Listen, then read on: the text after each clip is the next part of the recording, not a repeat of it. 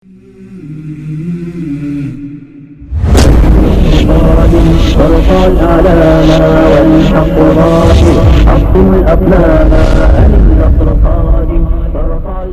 berkembang dan tersebar di seluruh penjuru dunia berkat para mubaligh atau pendakwah yang menyebarkan agama Islam ke berbagai penjuru negeri termasuk hingga negeri kita ini. Kadang Islam tidak berkembang karena kediktatoran atau kekejaman seorang penguasa setempat yang benci dengan kehadiran Islam. Hingga akhirnya daerah-daerah yang dahulu dikuasai oleh para diktator dan penjajah kafir atau non-muslim berhasil ditaklukkan oleh para penakluk muslim.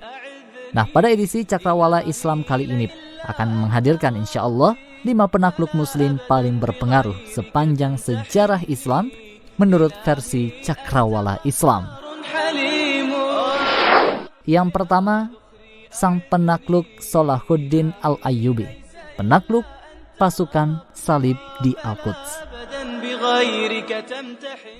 Salahuddin Al-Ayyubi terlahir dari sebuah keluarga Kurdis di kota Tikrit.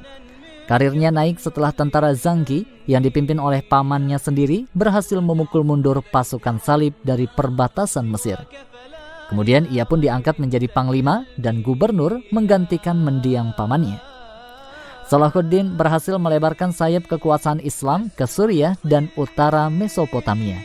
Satu persatu wilayah penting berhasil dikuasai olehnya, yakni daerah Damaskus, Aleppo atau Halab, dan juga Mosul.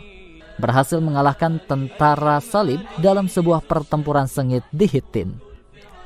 Baitul Maqdis berhasil direbut dari tangan-tangan kotor pasukan salib oleh tentara kaum muslimin yang dipimpin oleh Salahuddin Al-Ayyubi.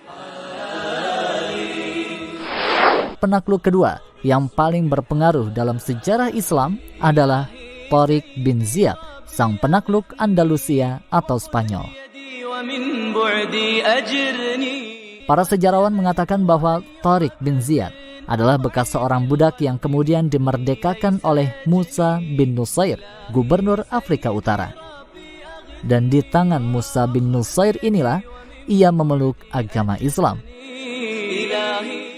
Musa bin An-Nusair kemudian mengangkat Tariq bin Ziyad menjadi penguasa daerah Tanja, terletak di ujung Maroko dengan 19.000 tentara dari bangsa barbar. Tariq bin Ziyad menyeberangi selat Andalusia yang berjarak hanya 13 mil dengan kapal laut. Setelah mendarat di pantai karang yang kemudian dinamai Gibraltar, Tariq beserta pasukannya berhadapan dengan 25.000 prajurit Kristen yang menguasai Andalusia. Hebatnya lagi, pertempuran pun akhirnya dimenangkan oleh pasukan kaum muslimin. Andalusia berhasil ditaklukkan dan dibebaskan dari segala kediktatoran. Tariq kemudian meminta tambahan pasukan kepada gubernur Musa bin Nusair, lalu dikirimlah 5.000 prajurit yang sebagian besarnya berasal dari bangsa barbar. Akhirnya, satu demi satu kota-kota di Andalusia berhasil dimenangkan dan juga dibebaskan oleh tentara Tariq bin Ziyad. Sang penakluk ketiga yang sangat berpengaruh dalam dunia Islam adalah Muhammad Al-Fatih, penakluk Konstantinopel.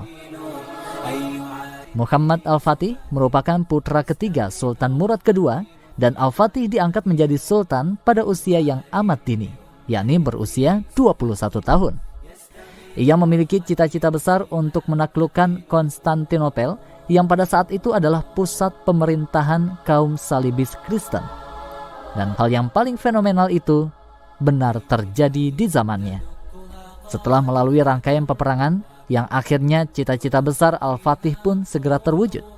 Di bawah kekuasaannya, nama Konstantinopel diubah menjadi Islambul yang berarti kota Islam.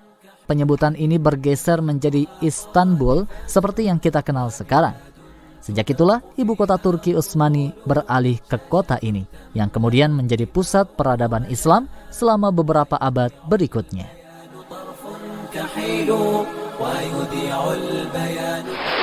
Sang penakluk yang keempat, yang paling berpengaruh dalam sejarah Islam adalah Saifuddin Qutuz. Saifuddin Qutuz adalah seorang panglima perang dari Bani Mamluk. Peristiwa yang paling fenomenal adalah ketika pasukan yang dipimpin oleh Saifuddin Qutuz berhasil mengalahkan pasukan Tartar di Ain Jalut. Setelah sekian lama pasukan Tartar tidak pernah terkalahkan oleh siapapun. Sebelum pertempuran berlangsung, penguasa Tartar memintanya untuk takluk pada kekuasaan Tartar. Akan tetapi, sang Qutuz menolaknya. Kekuatan perang kedua belah pihak sama besarnya, yakni sekitar 20.000 pasukan.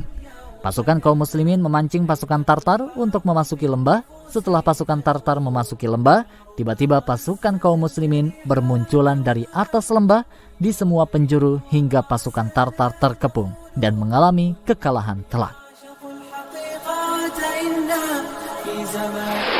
Sang penakluk terakhir yang juga sangat berperan besar dalam peradaban Islam adalah Muhammad bin Al-Qasim, penakluk India.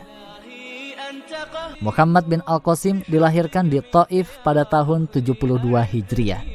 Ia pindah ke Basrah karena salah seorang keluarganya diangkat menjadi penguasa di daerah Basrah. Dan tak berapa lama kemudian, Hajjaj bin Yusuf memilih Muhammad bin Al-Qasim menjadi pemimpin pasukan besar menuju India. Di antara kebiasaan Muhammad Al-Qasim adalah ia pasti membangun masjid di setiap daerah-daerah yang ia taklukkan. Masjid sebagai simbol eksistensi ajaran Islam dan penyebaran keilmuan serta kebudayaan Islam. Al-Hajjaj telah mengirimkan 2 pasukan, akan tetapi 2 pasukan besarnya itu gagal menaklukkan India. Hingga akhirnya Hajjaj memilih Muhammad bin Al-Qasim sebagai pemimpin pasukan yang ketiga kalinya. Sehingga pada akhirnya Muhammad Al-Qasimlah yang berhasil menaklukkan daerah Sindh atau India. Daerah itu pun jatuh pada kekuasaan kaum muslimin. Wilayah Sindh mulai dari Dibal hingga Punjab berhasil ditaklukkan oleh Muhammad bin Al-Qasim serta pasukannya. 5 penakluk muslim yang paling berpengaruh dalam sejarah dan juga peradaban Islam. Semoga dapat menginspirasi kita semua dan simak selalu rubrik Cakrawala Islam yang tentunya pada edisi yang akan datang.